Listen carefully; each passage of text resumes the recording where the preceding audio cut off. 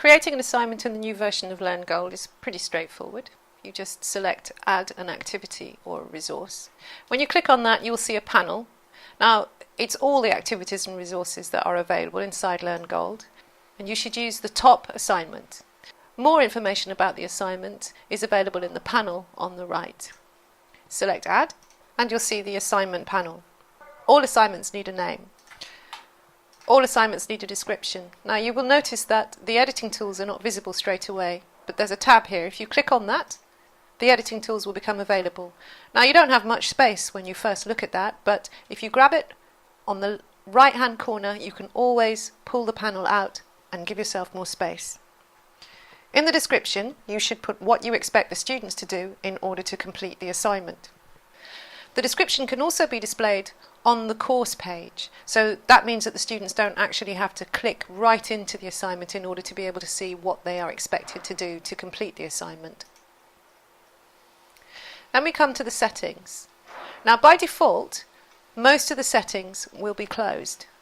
If you want to see all of the settings, you just click Expand All, and that will show all of the available settings for the assignment, and it will look very similar to how it did in the earlier version of learn.gold. The first group of settings are availability. You can allow submissions from until a due date. I can also set a cut-off date. Now the cut-off date means the point at which no further submissions will be allowed on this particular assignment. So that means that you are going to allow late submissions if you don't set a cut-off date. So I'm setting my cut-off date to the same as the due date. Now the submission types that you would expect of your students, you can have an online text, which is basically a text box that they can cut and paste content into. This is not a good idea for long essays, and it's also not a good idea unless you tell people to write the essay in another format, say a Word document, save that and then cut and paste it into the online text. So all things considered, it's a bit of a faff. File submissions is different. This just means students will upload files. You also have the option to add submission comments. That means that the student can upload a file but also add some free text as well, saying something about that submission. It's up to you whether or not you want it. Then you can set the maximum number of uploaded files. It goes up to 20.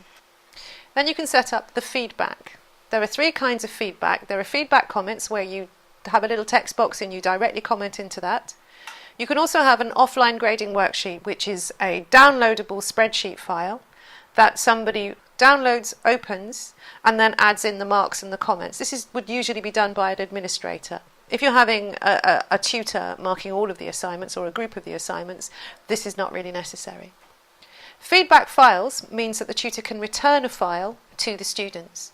One of the good things about feedback files is the tutor can download the submission by the student and write inline comments into the submission and then upload that back as a feedback file. The submission settings require the students to click the submit button. Frequently students forget to click this button and their submission as a result is not properly submitted. So on the whole I would recommend that you don't turn that on.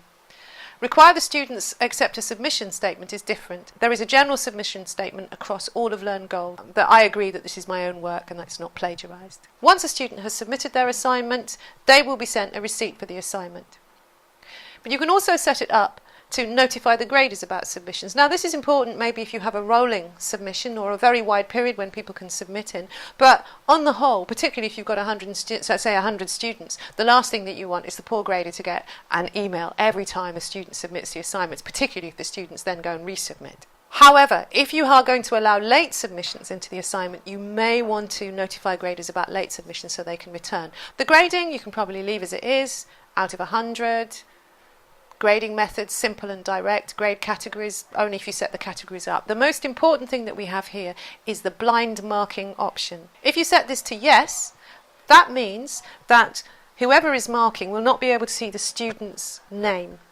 They will just see something like participant and then a series of numbers after it. And the names of the students will not be revealed until somebody selects to deliberately reveal them or all the grading has been done.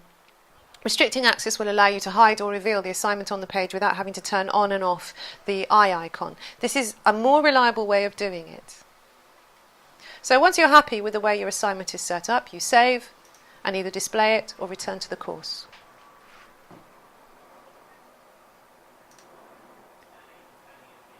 This is what the assignment will now look like to the tutor.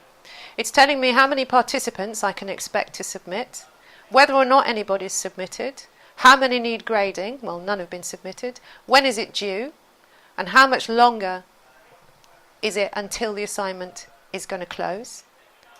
And I can also see submission status as if I was going to submit as well. So there's my assignment set up and ready to go.